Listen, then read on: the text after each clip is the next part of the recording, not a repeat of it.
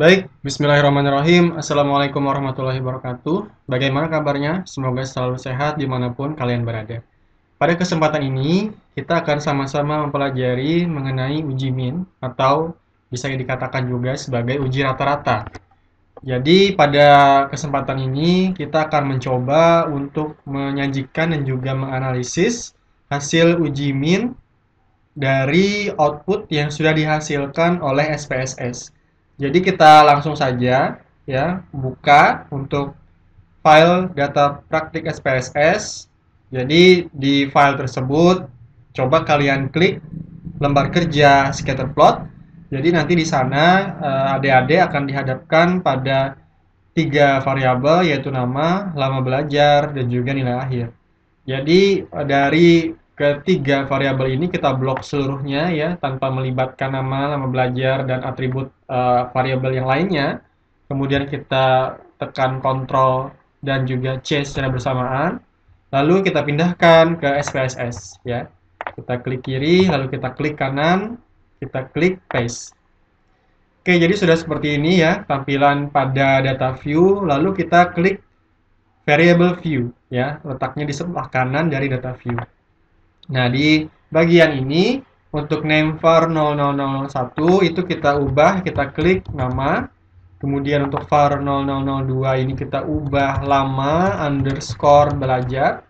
Lalu untuk var yang terakhir itu kita buat nilai underscore akhir. Nah, sudah seperti ini. Untuk type-nya sudah benar ya, string dan yang dua variabel lainnya adalah numerik. Untuk desimal ini kita buat untuk lama belajar itu kita klik di sini, kita klik tanda panah ke arah bawah ini cukup satu saja. Sementara kalau untuk nilai akhir desimalnya kita buat 0 ya, kita buat tidak diikuti oleh angka di belakang koma. Nah, yang berikutnya untuk measure atau skala, untuk lama belajar nilai akhir karena itu sifatnya adalah kuantitatif, maka untuk measure-nya tentu adalah scale yang kita pilih. Nah, sudah seperti ini, lalu kita kembali ke tampilan data view. Oke, ya, jadi sudah seperti ini ya tampilan pada data view. Sudah kita berikan karakteristik dari masing-masing variabel. Lalu setelah ini kita langsung lanjutkan untuk menguji hipotesis apakah nilai akhir ini nanti nilainya berbeda dengan suatu nilai yang sudah menjadi acuan misalnya ya. Kita untuk menampilkan uji min ya di SPSS itu pilih menu analyze. Kalau sudah kalian klik menu analyze, kita lihat opsi compare means ya. Jadi di sini ada 5 macam pilihan yaitu membandingkan rata-rata dari beberapa grup, kemudian untuk satu sampel dari satu populasi, kemudian sampel yang independen ya dari beberapa populasi, kemudian sampel berpasangan dari beberapa populasi dan juga ANOVA satu arah. Karena pada kesempatan ini kita ingin mencoba yang sederhana dulu, maka kita pilih yang one sample t-test atau uji T untuk satu sampel. Ya. Oke, jadi di sini kita akan dihadapkan pada satu dialog box ya. Jadi di sini kita ingin apa yang kita uji variabelnya, apakah lama belajar atau nilai akhir. Karena kita ingin menguji apakah rata nilai akhir dari 8 siswa ini sama dengan suatu nilai tertentu, maka yang kita pilih adalah nilai akhir, kita pindahkan ke sebelah kanan. Nah, di sini kita akan dihadapkan kepada test value. Ya, nilai tesnya ini berapa? Ya, jadi nilai tesnya ini nanti misalnya kita tuliskan 75 ya, apakah rata nilainya ini akan berbeda dengan nilai 75? Kemudian kalau sudah kita lihat menu option. Jadi di menu option ini untuk confidence intervalnya ya untuk persentasenya itu untuk tingkat kepercayaan 90% kita biarkan saja seperti ini ya. Kita klik continue, bootstrap tidak usah kita klik. Lalu kita klik OK. Nah, sudah seperti ini tampilannya ya. Kalau untuk tabel yang di atas ini dia bercerita mengenai karakteristik dari data yang adik-adik miliki ya. Jadi di sini ada jumlah pengamatan, kemudian lagi ratanya, simpangan baku, sampai kepada standar error ya.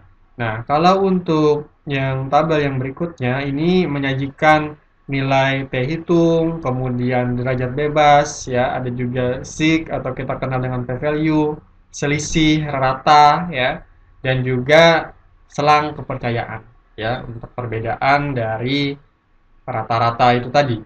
Oke, kalau sudah, ini silahkan kalian pindahkan ya ke PowerPoint. Nah, kalau sudah dipindahkan ke PowerPoint, kita selanjutnya akan beralih ya ke slide ini ya. Jadi mengenai uji min atau uji rata-rata. Nah, jadi pada tahapan ini kita coba untuk menceritakan statistik yang pertama terlebih dulu. Jadi di sini yang pertama, tabel yang pertama. Jadi di tabel yang pertama ini kita bisa mengetahui bahwa min atau rata-rata yaitu rata-rata nilai akhir dari 8 sampel atau 8 siswa adalah sebesar 78,88. Nah, dari data ini juga diketahui simpangan bakunya itu ternyata sebesar 3,357 atau 3,36 kalau kita bulatkan. Nah, output atau luaran dari tabel yang judulnya One Sample Statistics merupakan stat-des atau statistika deskriptif untuk variabel nilai akhir yang melibatkan 8 orang siswa. Dan kita asumsikan juga bahwa 8 orang siswa ini mewakili populasi secara umum. Ya, jadi ini harus kita asumsikan terlebih dulu. Kalau misalnya kita tidak mengetahui bagaimana teknik pengambilan sampel dan sebagainya, kalau sudah, kita langsung lanjutkan ke pembahasan uji min. Jadi uji min atau uji rata-rata itu lazim digunakan dan juga diaplikasikan dalam bahasan statistika dasar. Nah, uji ini umumnya dilakukan untuk membuktikan perbedaan min atau rata-rata pada satu kelompok sampel yang mewakili suatu populasi atau dua kelompok sampel yang mewakili dua populasi dan seterusnya. Nah, untuk uji min pada satu kelompok sampel atau one sample t-test ini dilakukan dengan membandingkan nilai rata-rata sampel tersebut dengan suatu nilai acuan. Nah, dari kasus tadi itu bisa kita katakan nilai acuannya adalah 75. Nilai acuan itu tidak mutlak nilainya harus sama dengan 75. Ya, bisa kita lihat dari pernyataan para pakar atau misalnya dari jurnal-jurnal dan lain sebagainya, ya. Nah, untuk uji hipotesis ini merupakan langkah yang selalu ada pada saat kita melakukan yang namanya pengujian ya, salah satunya pengujian rata-rata atau uji min. Kita harus menguji hipotesisnya. Nah, untuk uji hipotesis tentu kita memiliki dua pernyataan yang mutual eksklusif atau sangat berbeda. Nah, dua pernyataan tersebut kita namakan hipotesis nol dan hipotesis alternatif. Hipotesis nol itu dinotasikan dengan H0, hipotesis alternatif itu dinotasikan dengan H1. Nah, kedua pernyataan itu akan kita gunakan untuk menguji atribut ya pada uji min, yaitu kesamaan nilai statistik antara sampel yang kita uji ya, sampel yang kita uji itu yang tadi 8 orang siswa itu tadi dengan suatu nilai acuannya apakah sama atau tidak sama, berbeda. Ya, jadi dari data-data yang sudah kita peroleh nanti kita bisa menyimpulkan apakah ada perbedaan rata-rata. Oke. Nah, jadi hipotesis untuk uji min satu sampel ini seperti ini ya. Untuk H0, hipotesis nolnya itu seperti ini kita tuliskan ya. H0 mu dikurangi dengan mu 0. Mu 0 ini acuannya apa? Ya, sama dengan 0. Ya. Nah, kalau untuk hipotesis alternatif itu sedikit berbeda. Ya, artinya yang di sini notasinya kan sama dengan kalau untuk H0, sementara kalau untuk H1 tidak sama dengan. Nah, maksud dari pernyataan ini adalah ini menyatakan selisih rata-rata populasi dan suatu nilai tertentu sama dengan 0 atau dalam kata lain tidak berbeda signifikan. Sementara kalau untuk makna dari H1 yang sudah dituliskan seperti ini itu menyatakan bahwa selisih rata-rata populasi dan suatu nilai tertentu tidak sama dengan 0 atau dengan kata lain perbedaannya signifikan secara statistik. Nah, keputusannya jika p-value lebih rendah daripada alfa, ya, tingkat signifikansinya alfa, maka H0 ditolak. Sebaliknya, jika p-value lebih besar daripada alfa, misal alfanya 0,05 atau 5%, sementara p-value-nya adalah 0,12. Berarti keputusan yang diambil adalah H0 gagal ditolak, karena p-value 0,12 tadi lebih besar daripada alfa sebesar 0,05. Namun, jika H0 ditolak, maka terdapat perbedaan yang signifikan secara statistik antara rata-rata populasi ya yang berdasarkan data sampel tadi itu dianggap mewakili populasi dengan suatu nilai tertentu. Ya, jadi itu harus diingat ya makna-makna ini tadi jangan sampai eh, tidak paham karena di sini sudah saya berikan penjelasannya. Mudah-mudahan bisa dipahami dengan mudah. Yang berikutnya ini analisis terhadap tabel yang kedua, yaitu one sample test. Nah, dari tabel ini bisa kita katakan bahwa nilai T hitung adalah 3,26 dengan derajat bebasnya 7. DF ini adalah derajat bebas, degrees of freedom.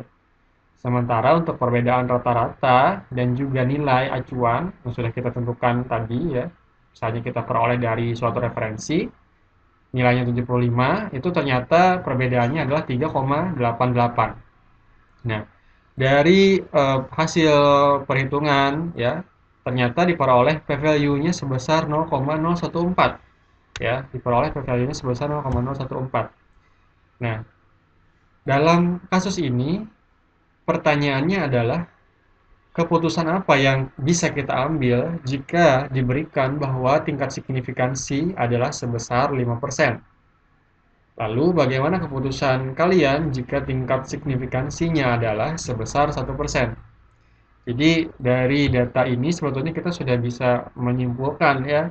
Misalnya p-value 0,014 kita bandingkan dengan alfa 5% dan juga 1%, apa kesimpulan yang bisa kita tarik ya. Lalu kita bahas dulu yang pertama. Jadi misalnya tingkat signifikansi alfa sama dengan 5% atau 0,05. Kemudian p-value uji min adalah 0,014. Sehingga kita katakan bahwa p-value tentu lebih kecil daripada alfa 0,05. Ya, karena 0,014 pasti lebih kecil daripada 0,05. Nah, keputusannya adalah karena kasusnya demikian, H0 itu kita tolak pada tingkat signifikansi alfa sama dengan 5%. Kenapa kita tolak? Karena ditemukan bahwa buktinya cukup untuk mengatakan terdapat perbedaan yang signifikan antara rata-rata populasi yang diwakili oleh 8 orang siswa tadi dengan nilai 75 ya yang dijadikan sebagai acuan. Nah, itu berbeda signifikan ternyata antara rata-rata 78, sekian tadi dengan nilai 75 ya.